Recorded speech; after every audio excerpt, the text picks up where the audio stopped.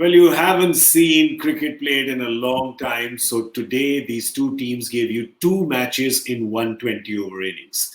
The first half belonged to Mumbai, and the back 10 belonged to Chennai, and boy, did they belong to Chennai.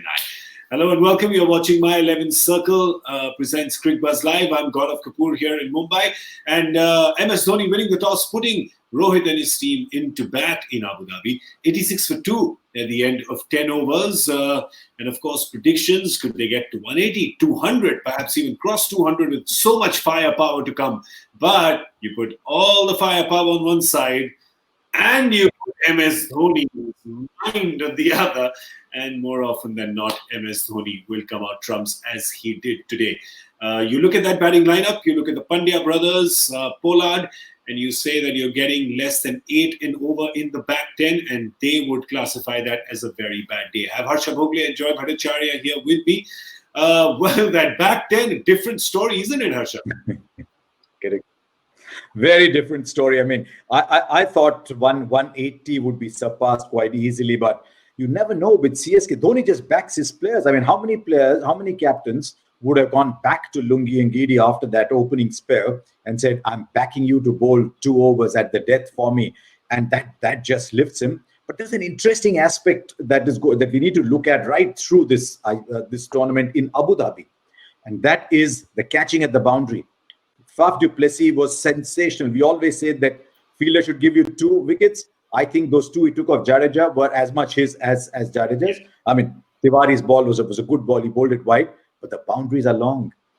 And so catches on the boundary are coming in. Only 4 sixes hit. Can you imagine? There's Pollard, there's Pandya, there's Rohit, there's Quinton de Kock, there's Surya Kumar Yadav, and you've got 4 sixes in the entire innings. That's the first thing to notice in this game. Absolutely. And we also want to bring in our winner of our My 11 Circle Badge of Honor winner, sitting, looking very chuffed. Not coy at all, Joy Bhattacharjya. 164 was your prediction. Tell me honestly, at the 10 over mark, you must have thought that I'll be shot by 50 runs, right? No, absolutely. I think what I loved about the Mumbai Indians is I know that, the Mumbai Indians, the holding company, has done some fantastic deals. They batted like they were millionaires and billionaires. They have so much time to give, so many runs. There's so many batsmen left. And that was the thing that I saw about their batting. Everyone thought, I'll take a chance. Somebody else is going to come after me. If I can't do it, somebody else will. And pretty soon they just ran out of batsmen. The fact of the matter is that after 2 of them have taken risks like that, the third shouldn't be taking that risk. And every time they're in a situation where they're exploding, they lose a wicket. You look at Rohit Sharma, he goes there 46, they're just exploding. 46, 48, Rohit, Quinton de Kock go.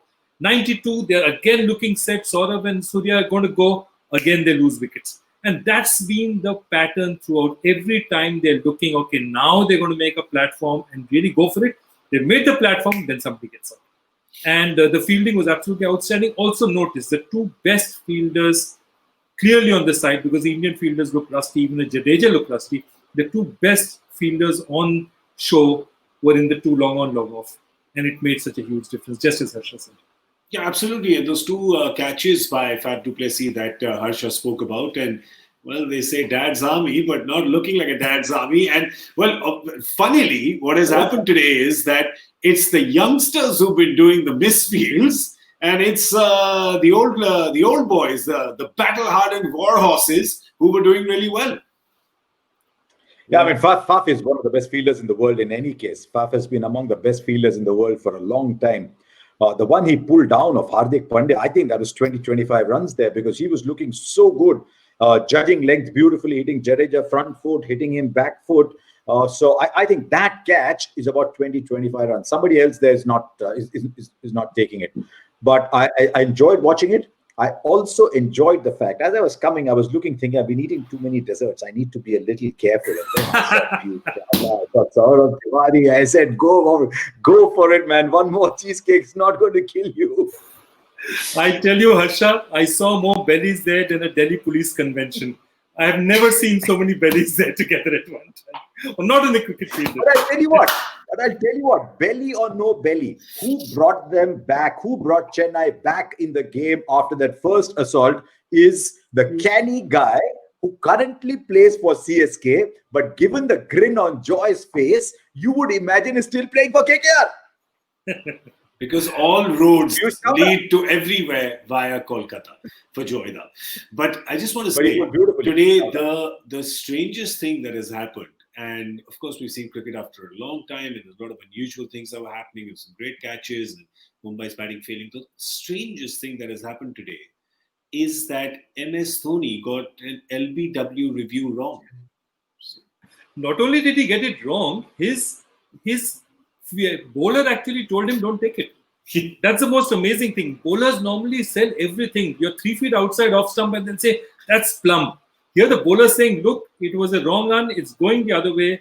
And Dhoni took it. So clearly Dhoni also, I just want to put on record that, just in case you've forgotten, he's actually human. I mean, no, we don't always believe that, but he's actually human. That's all I want. I still don't believe you. I still don't believe you. In fact, my prediction is for the rest of the tournament, he's not going to get a review wrong. Bol diya, to bol diya. Abhi, let's have a look at the batting, because the fact is that, of course, they have managed to put those runs on the board. Let's have a look at the Chennai bowling. We were talking about Lungi and Giri. How many did he give away in the first 2 that he bowled? Of course, leaking runs. 29 is what he gave away. And then he comes back for 2 overs, only gives 9 and picks up 3 wickets. Man, if that's not a comeback, I don't know what is. And of course, Piyush Chawla, so wily. Like you look at all of them. Gave runs up at the top, but he was the one, as Harsha pointed out, is the one who stopped that dam that was overflowing. And Piyush Chawla bowling is 4 for 21 and 1. What a guy, really! What a performer. Joy, you've of course spent a lot of time with him when he was in purple. Just relishes these opportunities, doesn't he? Yeah, and not only that, the interesting thing about Piyush is one of the most underrated IPL players ever. You see, he's the 3rd highest wicket taker after Amit Mishra and Malinga. The other thing about him is, see the number of matches he's won with the bat, you'll be very surprised. I remember the first year also, he was playing for Punjab. They were 152 for 6. He comes in, hits 20 of the last over. He wins it for them. He, in the final in 2014, hits a 6 of Mitchell Johnson, takes it for them. He's the guy who always gets it done. The other interesting thing is, I remember him talking about his relationship with Dhoni, because he has a very special relationship with Dhoni. And he was actually telling me that in 2008, Dhoni called him to the tournament. He was there throughout the tournament. He said, I'm not going to play you for any of them. This was a tri-series in Australia. He said, I'm not going to play you till the finals. I don't want these guys to have a look at you. And he plays him in the final and he wins the match for them. So 2 things. One is him as a cricketer. 2 is Dhoni's belief in him. Dhoni picked him for 2011 World Cup as well. Dhoni has always believed in him as a player, and that always makes a difference. Well, Harsha, the I'm going thing to is point out that one other guy. Yeah. I'm going to point out one other guy. 3 overs for 37. And you're thinking, there he goes again. And I thought that true Faf du Plessis helped Jadeja get those 2 wickets, especially the Pandya one. But look at the ball he bowled to Saurabh Tiwari, bowling it wide off the stump so that he doesn't get the middle of the bat. It's dragged up there. You talked about the Lungi return. What about the Ravindra return? 2 for 5 in his last over after he had gone 3 overs for 37. But I'm just waiting to see whether this 160 is a little more than we think it is. And if Mumbai Indians bowl the new ball well, don't allow Watson du Plessis to go with the new ball, but CSK never chase the new ball anyway. CSK wait to take it deep. Then it'll be interesting to see whether there's something in it for the Mumbai bowlers. Because they have some bowlers. You talk about the Mumbai bowlers. Oh boy, they have some bowlers, and do they? Well, you've got Jasprit Bumrah, Trent bowled, Pattinson, you've got Rahul Chahar, then you've got the Pandya brothers. But that's if you want to back a bowling attack to stop Chennai getting 163, this is the bowling attack you would back. And Pollard picked up 4 wickets in the CPL final. When Bravo wasn't playing, Sunil Narayan wasn't playing, he bowled his full quota of 4 overs. If the ball starts to stick in, he can easily give you 2-3 overs in the middle overs for little. Yeah. But really, with the new ball, if bowled Pattinson, Bumrah in those first 6 overs can give you 2 or 3 wickets, this game is wide open. Yeah, and if they can stop you in the power play, because have a look at the Chennai batting, you have a lot of people over there who've not batted in a while. They've not played in a while. They've not probably felt this in a while. But are you still backing them though, Joy, to get this? What do you think about their batting here?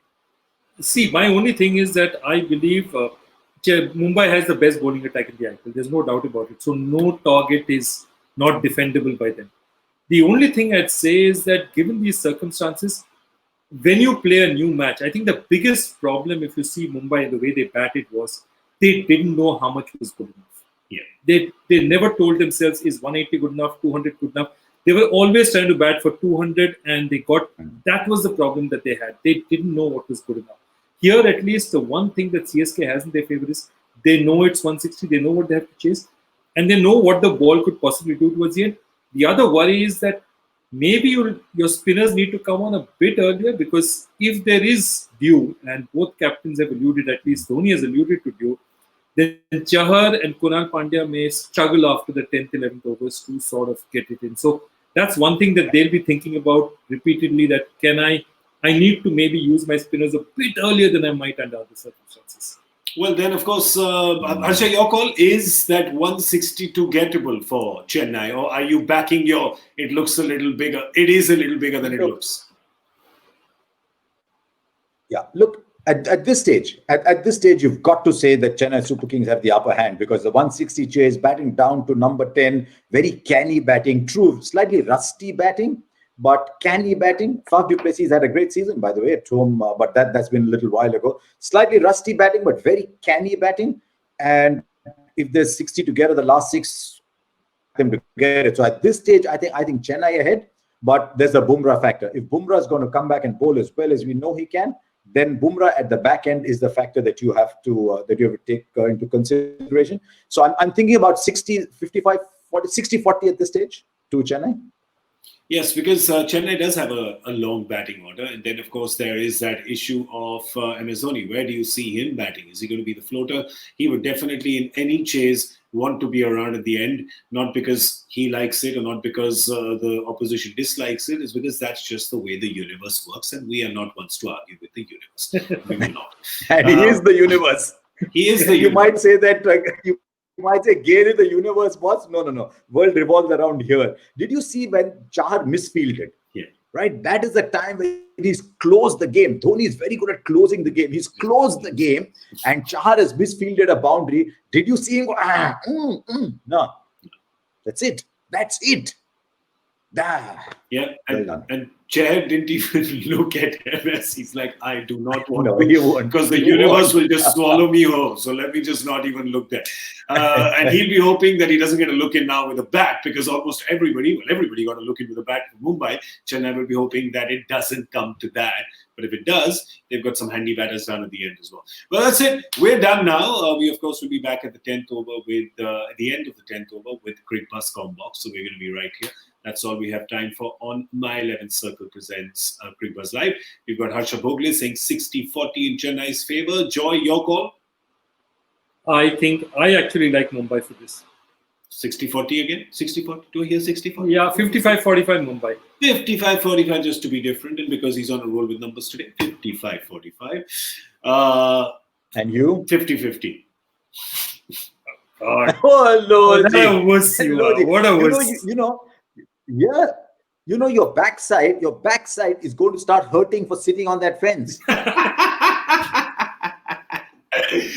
I just see it. I see it that way, that no matter what happens, I'll win. Right? So there you go. I just played the numbers. Winner, chicken dinner. It's time to go now. We'll see you real soon.